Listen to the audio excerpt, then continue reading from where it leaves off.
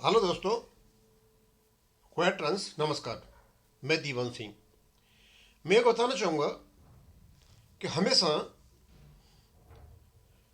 Bank pensioner के मन में कई प्रकार के सवाल उठते रहते हैं। वो कोशिश करता है कि शायद उनके कोई जवाब मिल जाए, पर जवाब नहीं मिलते। ऐसा ही कुछ एक प्रश्न मैंने कल वीडियो में डाला था और हमने जो एचआर हेड थे आईबीए के ब्रजेश्वर शर्मा जी, उनसे पूछा था कि सर ये बताइए कि आपको झूठा हलफनामा माननीय सुप्रीम कोर्ट में देने के लिए किसने प्रेरित किया था। क्योंकि ये तो हो नहीं सकता कि आपको फैक्ट्स का पता नहीं था, फैक्ट्स का तो पता था। ऐसा ही कुछ एक और मैटर है और वो है सेकंड ऑप्शन पेंशन में 2010 में एक अनलॉफुल रिकवरी जो एम्प्लॉयज और ऑफिसर्स पेंशन ऑप्ट नहीं कर पाए थे 1995 के रेगुलेशन के आधार पर, उनकी कंडीशंस के आधार पर, तो उनको 2010 में मौका दिया गया। और 2010 में जो सेकंड मौका दिया गया था, रिटायरीज को भी था और जो सर्विस कर रहे हैं उनको भी था। और उनसे कॉस्ट ऑफ पेंशन फंड के नाम पर बेसिक पेंशन का 2.86% ऐसा कुछ ले लिया गया था, मतलब बढ़ी हुई बेसिक पेंशन का। लोगों के लाखों रुपए उसमें चले गए। अब ये समझ में नहीं आता है कॉस्ट ऑफ पेंशन है क्या और कौन लेकर के आया था और क्या फॉर्मूला था और किसने कैलकुलेट किया था। क्योंकि 2010 से पहले यानी 15 साल पहले इनका पेंशन रेगुलेशन आ गया था और उसमें सोर्सेज ऑफ फंड बताते हैं कि पेंशन के लिए किसी प्रकार का पैसा एम्प्लॉय से नहीं लेना था। अब इन्होंने तो लिया, अब कैसे पे लिया, कहां से कॉस्ट ऑफ पेंशन का फंड निकाल करके लाए, ये कॉस्ट ऑफ पेंशन फंड निकाल के लाए और कैलकुलेट करके ले लिया। अब यह समझ में नहीं आता कि जब स्पष्ट है इनका रेगुलेशन में कि सीपीएफ के बदले में पेंशन मिलेगी, तो जो सर्विस कर रहे थे एम्प्लॉयज और ऑफिसर्स, उनका तो रेगुलर बैंक की ओर से सीपीएफ आ रहा था ना, कंट्रीब्यूशन आ रहा था और जमा भी हो रहा था, ब्याज भी मिल रहा था। जब उसके बदले में ही पेंशन देनी थी तो उससे एक्स्ट्रा पैसा लेने की क्या जरूरत थी। आखिरकार ये क्या खेल खेला गया था। तो क्या 1995 में जब ये पेंशन लेने की जो अनुमति आई थी, टाइम दिया गया था इस टाइम तक लेना है और कुछ लोग नहीं ले पाए, यानी 49% तो लगभग ले पाए थे या शायद 52% ले पाए थे और 47% ने ये पेंशन ऑप्ट किया था 2010 में। तो लगभग इतने लोग होंगे, कुछ और बीआरएस वाले थे, ज़्यादा नहीं थे।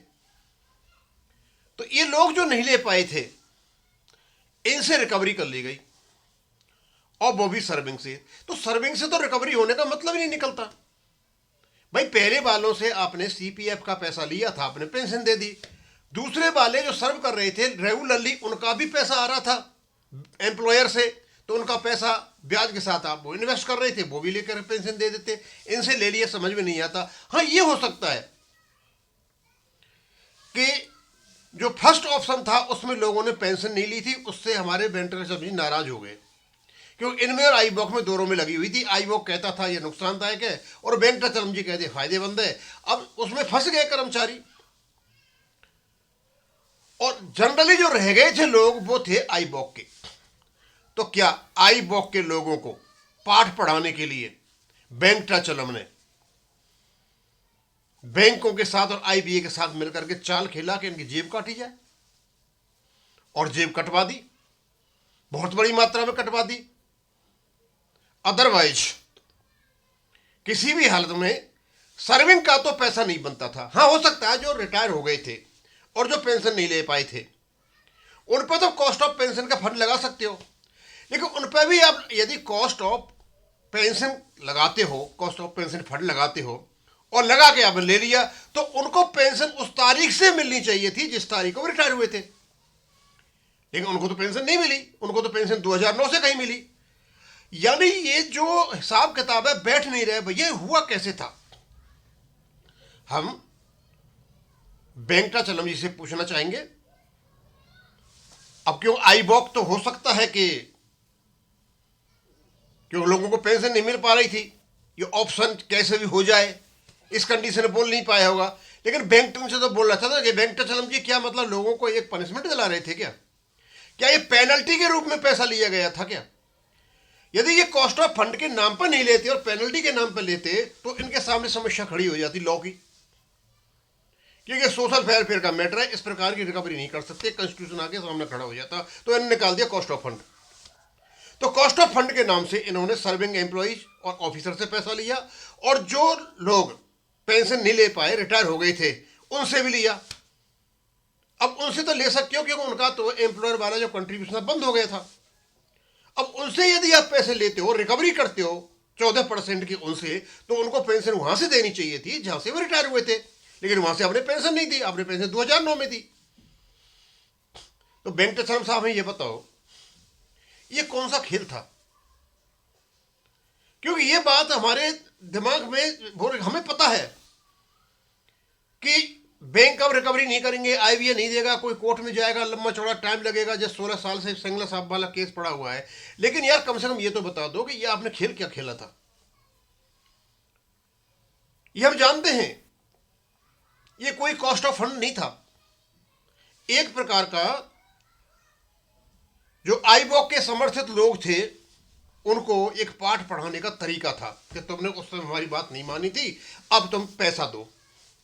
तो भैया एक बात बताओ, भाई उनसे ले लेते जो रिटायर्ड होकर चले गए थे, बीआरएस में गए थे और वैसे गए थे, और उनको पेंशन वहां से दिला देते जहां से वो रिटायर हुए थे, वो भी आपने नहीं दिलाया। और जो ऑलरेडी लोग सर्विस में थे उनका पैसा कट रहा था, एम्प्लॉयर से आ रहा था, जमा हो रहा था इनके पास में, वो सीपीएफ के बदले में पेंशन थी, तो इनकी जेब क्यों कटवाई? अब मेरे बस समझ में नहीं आ रहा। तो मैंने तो सोचा कि क्यों नहीं इस चीज़ को मैं यहाँ डाल दूँ, और हमारे कुछ बैंक पेंशनर से काफ़ी नॉलेज रखते वो भी बताएं, और दूसरा हम ये जो ब्लॉगेरियन आते हैं प्रिया चक्रवर्ती और ये काफ़ी अच्छा एक इनका लीगल इंटरप्रिटेशन होता है, हो सकता है इस पर ये भी कुछ एक वीडियो बनाएं और पूछें आखिरकार था क्या, हमारी समस्या का समाधान हो जाए। हम एक्चुअली समझ नहीं पा रहे ये कॉस्ट ऑफ फंड है क्या। कॉस्ट ऑफ फंड के नाम पर पेंशन, और इस कॉस्ट ऑफ फंड के नाम पर ली गई पेंशन को आईबीए ने अपने एफिडेविट में ऐसे दर्शाया कि जो आपकी पेंशन है वो फंड बेस्ड है, यानी एम्प्लॉय ऑफिसर के कंट्रीब्यूशन से बना हुआ है। मतलब इसका फायदा ये वहां उठा गए। तो इसमें खेल किस किस का था? अब मुझे तो यही लगता है कि ये राजा का ही खेल होगा भाई, और राजा कौन है? वेंकटाचलम। और जो राजा स्वार्थी हो, मतलबी हो, दूसरों की जड़ें काटता हो, इतिहास देख लीजिए आप, उसकी दुर्दशा ही हुई है, अपमान का भागी बनना पड़ा है उसको, और कुछ नहीं है। लगभग वही हाल इनका है। लेकिन मैं तो यही पूछना चाहूंगा, मतलब अभी तक हमारे जो पेंशनर्स हैं इस बात से समझ नहीं पा रहे भैया, आपने जो 2010 में कॉस्ट ऑफ पेंशन फंड के नाम पर जो एक्स्ट्रा रिकवरी की थी वो किस कानून के तहत की थी, और क्या वो पनिशमेंट था या अपने मन की भड़ास निकालने वाली बात थी, और उससे वेंकटाचलम जी आपको क्या फायदा था? यानी पेंशनर की जो सर्विंग एम्प्लॉयज थे पेंशन लेने के लिए, आपने उनकी जेब कटवाई आईबीए इससे मिलकर के, तो आपका क्या कारण था? ये तो जनरली वही हो गया, जैसे आप रिपोर्ट कर दीजिए, थानेदार के पास जाइए, बोले सर मैंने तो इसलिए किया, साले उसको तो थोड़ा सा पतला कर लो। थानेदार उसको पतला कर देता है, वो डाउन हो जाता है, अपने आप से आगे वाला वैसे मान लेता है। तो ये पेंशन की हालत आपने की। ये सोशल जो वेलफेयर था जिसके लिए आप बने थे वेंकटेश्वरम जी, उसका आपने सर्वनाश कर दिया। लोगों ने आपको हर तरह से प्यार भी दिया, इज्जत भी, सम्मान भी दी, लेकिन आपने केवल और केवल धोखा ही धोखा दिया। दोस्तों, हम तो यही इनसे कहना चाहेंगे कि अभी भी टाइम है। 21 जनवरी तक यदि सुप्रीम कोर्ट का फैसला फेवर में आ गया तो बैंक के चलो जी लोग बहुत गाली देंगे, उससे पहले सुधर जाओ। अभी आपके पास 28-29 दिन हैं, अपना रवैया बदल दो और आप IBA से कहें कि भैया पेंशन अपडेशन करो, नहीं ख़त्म करो ये कहानी। वो अलग बात है कि आप 2015 में बंद करके बैठे हो, दस्तखत करके बैठे हो, वो एक अलग बात है। हो जाना तो कोई बात नहीं है, आप तो कहो। ये ढामाडोल जो नीति है ना, ये आपको बहुत नुकसानदायक होगी और आने वाले समय में मुझे नहीं लगता कि बैंक पेंशनर इस प्रकार आपकी तरफ देखेंगे। धीरे धीरे आपसे दृष्टि हटाते रहेंगे।